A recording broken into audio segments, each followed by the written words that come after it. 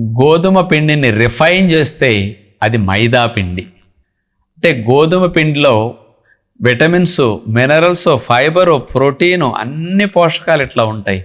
కానీ మైదా పిండి అంటే ఈ పోషకాలన్నీ మైనస్. మరి మైదా పిండిలో ఏముంటాయి? ఒట్టి పిండి పదార్థాలు మాత్రమే ఉంటాయి.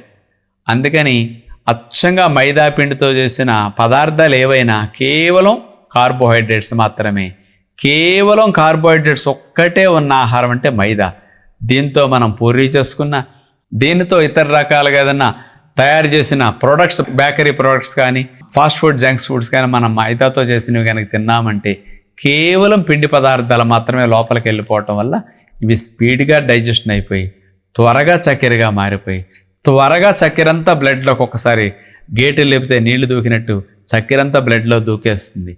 అంత చక్కెర బ్లడ్లోకి ఒకేసారి చేరితే అది షుగర్ని పెంచడం, కొలెస్ట్రాల్ని పెంచడం, కొవ్వుని పెంచడం, ట్రైగ్లిజరైడ్స్ని పెంచడం, ఊబకాయని పెంచడానికి ఇన్ని రకాల కారణమవుతుంది. అందుకని మైదా పిండి అంటే ఏ పోషకాలు లేని